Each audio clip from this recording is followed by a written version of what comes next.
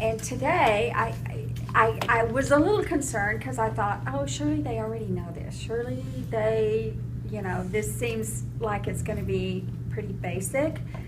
But I feel like it's, that's where we have to start. Yeah. And if we want to go deeper into grief counseling, for example, or some other inner healing, if we want to hear more about that as a group, then I'm going to suggest that we might want to meet again. Spiritual direction and some of those things.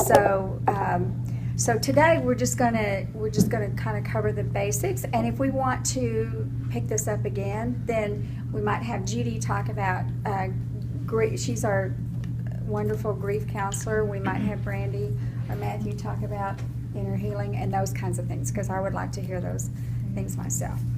So, Yes. so you do spiritual formations and Spiritual direction spiritual direction, and pastoral counseling. and you also do pastoral counseling. She's, I'm just a counselor. I'm just a licensed professional licensed, counselor, so, yeah. I don't do the pastor thing. You want to say something? Yeah, I think part of what it's like is I have received training, and but something that I'm not as experienced in that's just kind of come to mind in the past couple of weeks really is in regards to mental illness. And I'm very unequipped in that area, and I know how to handle it from a spiritual dimension and that, but there is the chemical and psychological I think is equally important, and so I would love some tools and resources for that. And we'll touch on that today, among other things. And I would like for, if you're comfortable, if you have a question, if you have a comment, let's make this, we're not a large group, so we can make this conversational. And so let's begin. And let's just start with what counseling is. When I think about what we do, we all know that it's first and foremost, it's listening. It's listening, actively listening. It's listening to somebody's story without judgment, believing the story that you're hearing. And that's really important. And then providing a safe space for that person to tell their story. So, I think if I had to sum it up, that would just about do it. What it's not, and this is kind of, I think, a common misperception, it's not about giving advice. There will be those times that you will say things, but that's not the primary point of counseling. So, recognize, I think, when someone comes to you in confidence that you are someone that they can trust. They've already decided that before they come to you. And often I have found, and I bet everybody around the table has had this very same experience, that you're at lunch with somebody or you're having coffee with somebody and you think this is a social thing, and all of a sudden it turns into, can I tell you something in confidence? Or I really need to get this off my chest. Or it turns a corner. And I think at that time, that used to happen to me, and I really wouldn't realize that had happened. But I think at that time when that does happen, we need to mentally shift from this being a social back and forth. Now I am a listener. Now I'm in a counseling position because they invited me into this place. And so it's a different dynamic. When we're having lunch, you'll say how your day's been. I'll counter with how my day's been. We'll compare kids and family, and it's back and forth. In counseling, it's not back and forth. I am listening to one person, and it's all about that person. It really is all about that person. Whatever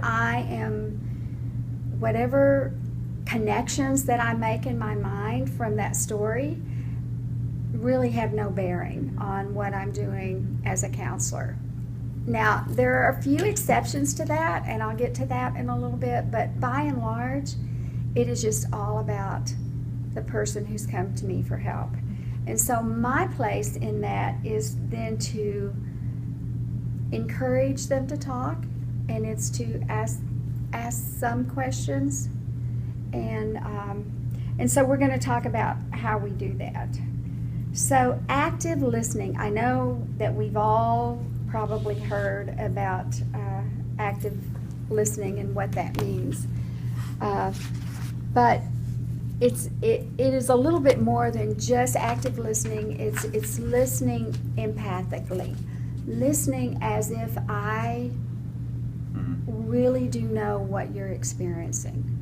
Sometimes that can be a little easy, because if I've been through something that somebody is coming to me about, it's very easy, right? If somebody comes The to grief you thing. and said, That's right. I've lost a family member, boy, Right. you know exactly what they're feeling.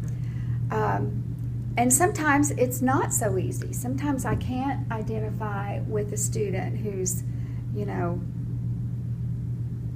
doesn't have I don't know, going through something that maybe I went through a very long time ago, but it's not part of my life now. So sometimes it takes a little work to think, that must feel really bad. But it's important that we do that. I think, people want to be, above anything else, really, we want to be understood, and we want to know that you get it, that you understand what I'm going through. And so when we can, as much as possible, put ourselves into that place, I think that it shows. Sometimes I find myself hearing a story that just makes me tear,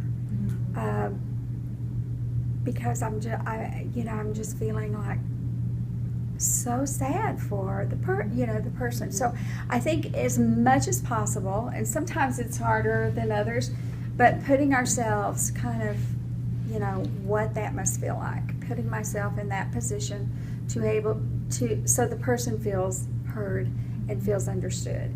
And so what are some of the ways that we do that?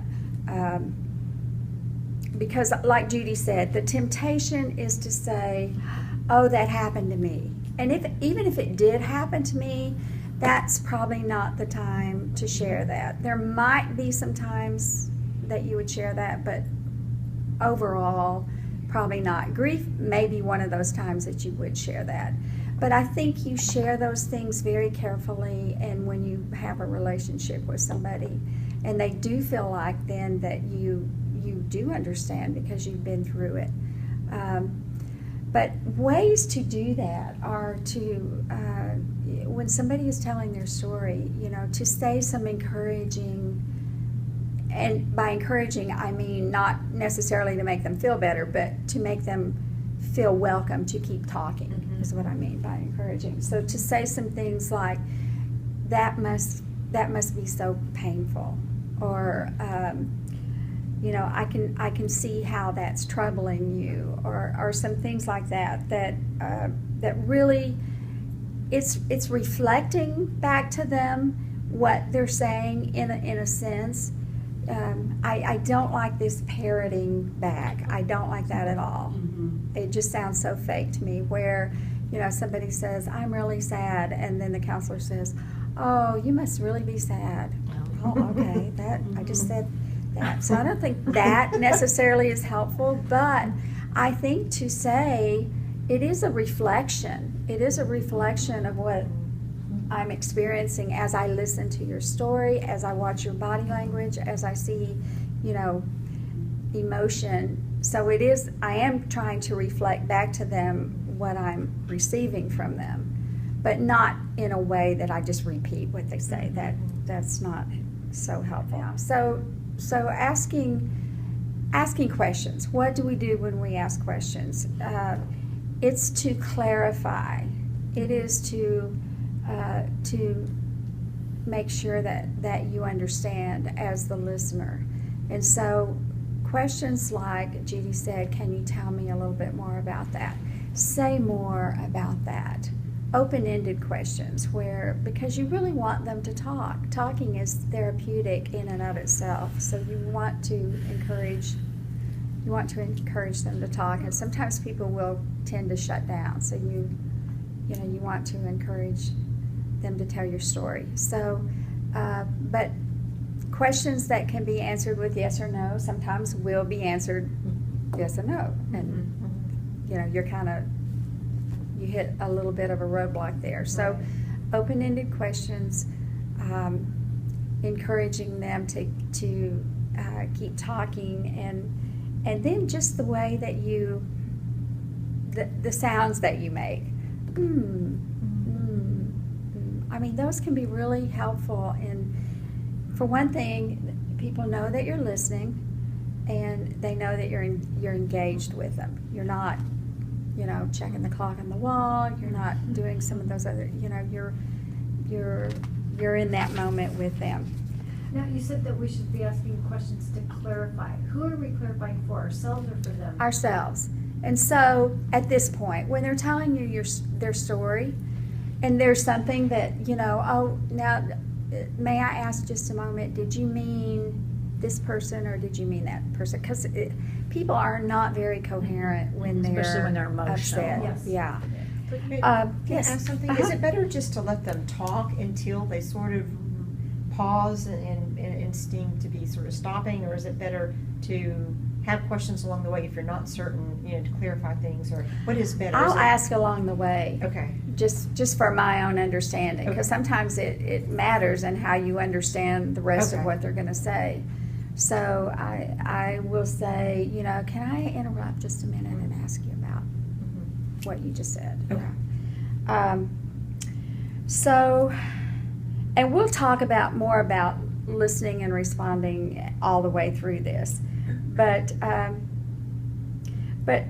making some of those comments like that really sounds like that was a hard situation, or that really must have made you angry, or you must have really felt humiliated. Making those comments is a good way to let them have a little bit of a pause and catch their breath and go on. It has kind of that benefit as well. So just think of your comments or things like that just as an encouragement for them to kind of catch up with what they're saying and then go further. It's important that we are comfortable with silence. That's good. Sometimes that one is a little difficult because it feels a little awkward. But sometimes the person needs a moment to think or even to cry. I have a student that I see, and when I ask him a question, now I know. At first I was like, what's going on? He takes just a moment, and he's processing and getting his thoughts together, and then when he's ready, he will answer my question. And so for him, you can almost see it happening. It's not immediate. And so just to be comfortable with silence. Sometimes people get to the point where they can't finish talking, or they need to think about what they've just said. And it's important for us to let that happen for them. Silence is fine. It feels awkward. We feel like we need to fill it and keep talking.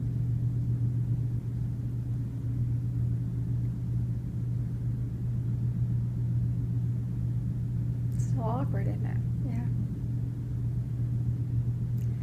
But it's good, and I think that a person will realize that, oh, this is for me. This is silence for me. They get it pretty quickly, and then they're fine with it too. Right? Does that make sense? Does anybody have a question about silence? We have the proclivity, I think, to help somebody finish a sentence. Right? Yeah. We want to do that when somebody's struggling for a word. Yeah. I get those brain things all the time, and I'm struggling for the right word, and and so we want to help somebody. And sometimes I do, and sometimes I don't. It's just it's kind of nice to let them kind of just say what they want to say. Sometimes we as helpers can say something that changes the trajectory of what they wanted to talk about, and so we have to be very careful about how we help when they're struggling. If it's obvious and clear about what word they're looking for and just can't come up with, I think it's fine to gently say, do you mean whatever the word is, right? And because sometimes it's just hard to be coherent when you're stressed, so we have to keep that in mind too. But I think the difference there is if they're already, have the syllables there and they're trying to, is it convergence, is it convenience, Yes. then Right. it's like you can help them as That's right. opposed to, I just feel so. Controlled. Really,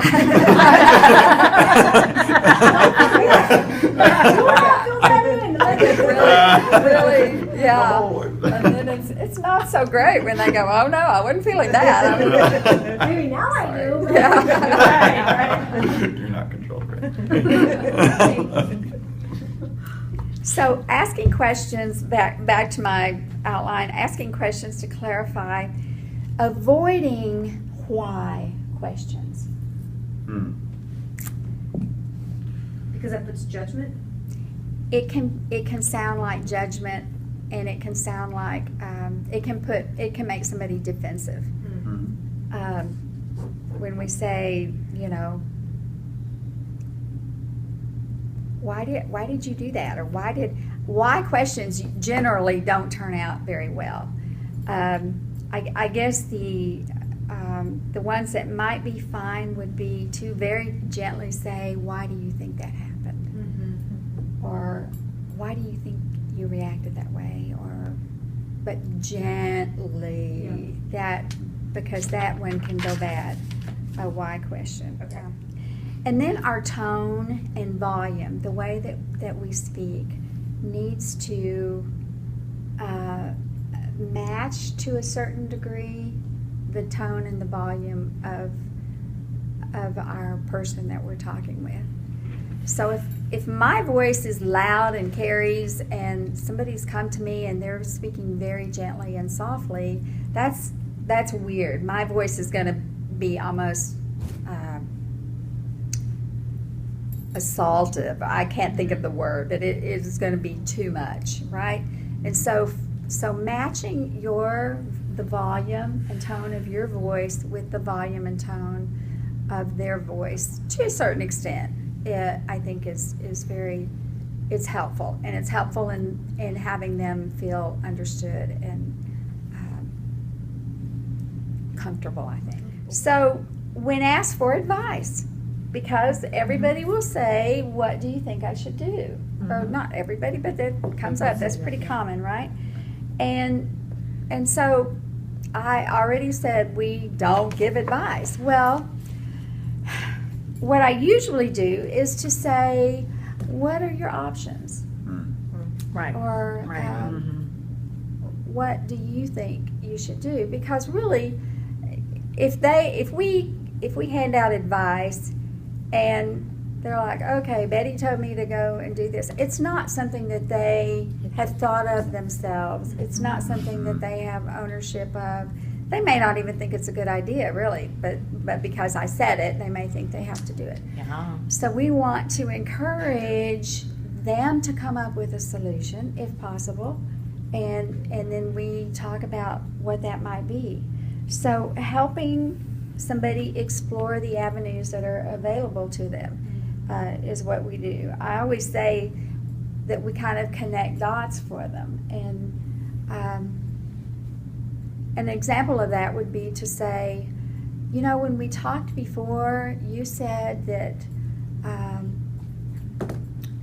being a doctor was really important to you and something that you have you're focused on, and now I hear you saying that maybe you'll just leave school and, you know, go wait tables somewhere. So, you know, tell me how those two things fit together. How do you see that happening if you leave school? You know, stuff like that. So just kind of helping them see incongruencies of what they say at one time and another, I think is really important. Exactly. And if they come up, as students often do, come up with something that's like, oh, well, that's probably not the best idea Right. that you know, you might have, then, you know, you can take them a step further. What would be the results of that if you did that? What do you think would happen? And help them kind of walk through the possibilities of their ideas. That's good. Question. Yes. I mean, as they like, you know, that question, what are your options? And if, you know, sometimes it may be like polar opposites, like, well, my option is either to hate school for the next 4 years or to quit and leave and be happy. Like, I mean, I'm just thinking about the place to say, have you considered this option? Oh, absolutely. And just Well, give What them- again? That's a good one. And sometimes I'll just say, what if? What Mhm. if you did, you know, so-and-so? That's a great thing to say. Have you considered? But what we're trying to avoid is you should, Mhm. you should. Yeah. That's good. The exception to that, I think, is when a student comes and says, I have missed a lot of class and I'm afraid I'm not going to pass my class. I don't go through all of this, what are your options, I just say, you should go talk to your professor. You know, there's some things Yeah. that you don't have to go through all of this. It's like, there's one answer, go talk to your professor. And if you're not willing to do that, then we've got, you know, something what to if talk- you weren't at SMU? What would you be doing? And, you know, we have that conversation. But, yeah, sometimes it's pretty cut and dried. Was tears. What about tears? What do we do about that?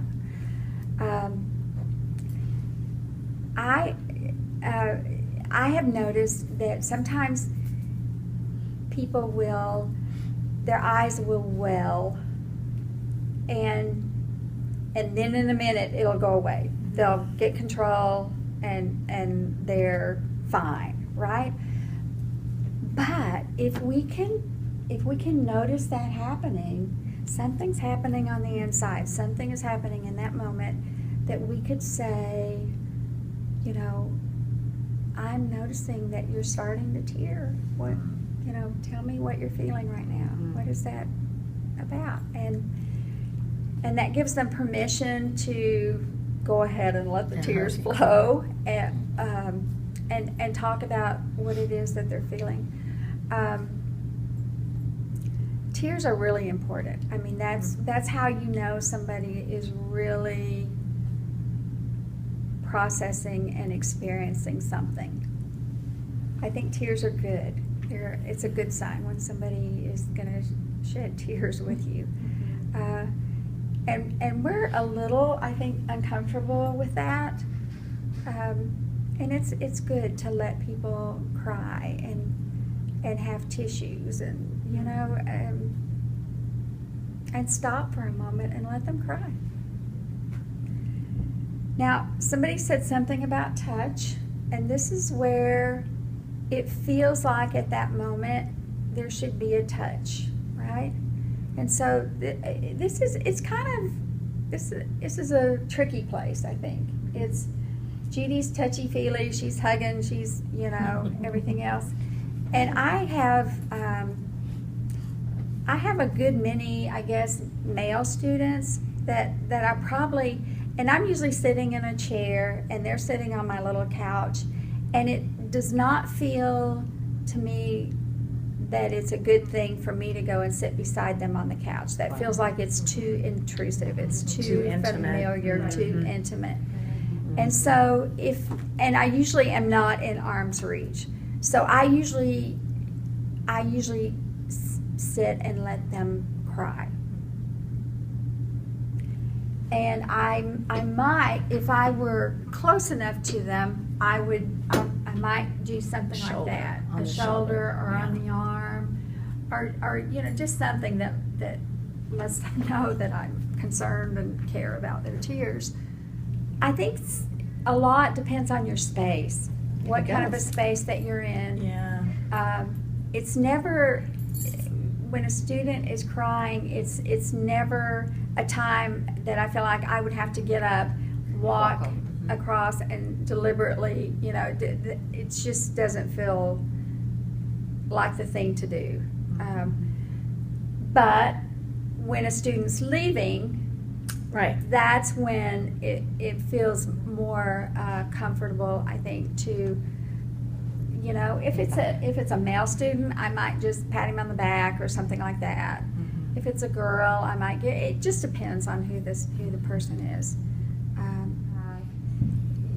We always have to check ourselves and to check what am I getting out of this, right? If if my ego is being stroked anyway, or I'm, sometimes it's easy to feel, it's easy to make a judgment, I think, about what somebody is telling you based on your own experience. And that's why I said, remember at the beginning, I said, believe their story. Sometimes their story is not believable, and you believe it anyway. Yeah.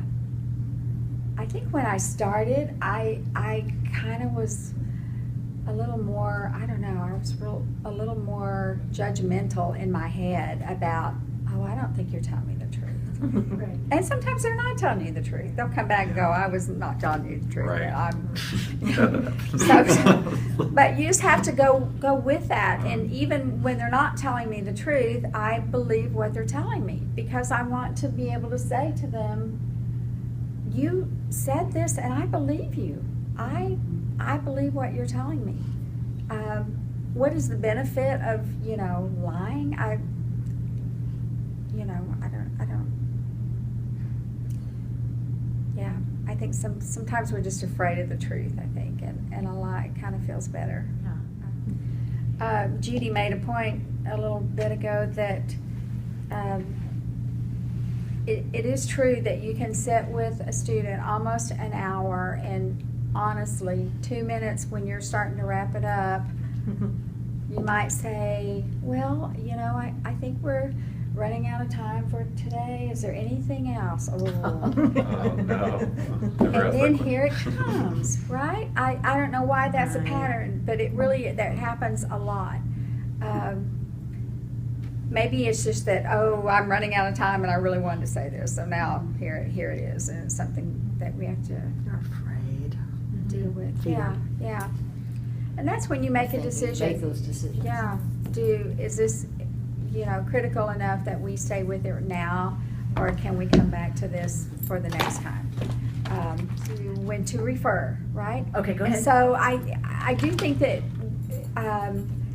coffee, can I tell you something? And then all of a sudden you're in a different kind of space than you started out in. I think that when somebody says, I've been depressed for a long time, what's a long time?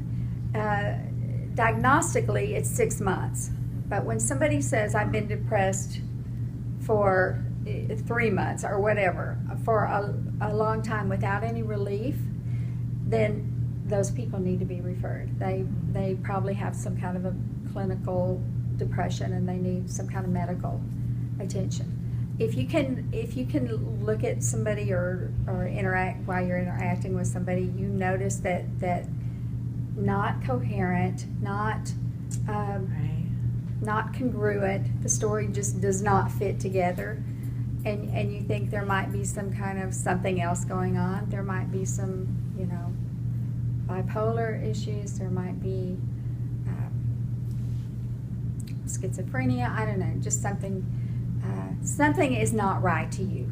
then I think that that's a time. We have great resources here at the university. Yes. So we can say, and I do this a lot, say, let's walk over to the health center and schedule an appointment for a student. Now, if it's another faculty or staff member, that's not quite so easy because they don't see faculty or staff over there.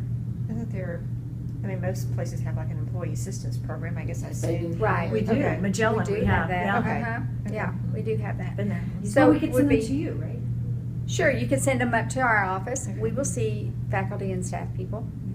But the health center, and I didn't realize this until just recently, that they don't see faculty or staff. Yeah, But they- they're too short-staffed themselves. So, so yeah, that would be, yeah, if it's on campus, absolutely, you can send them to our office.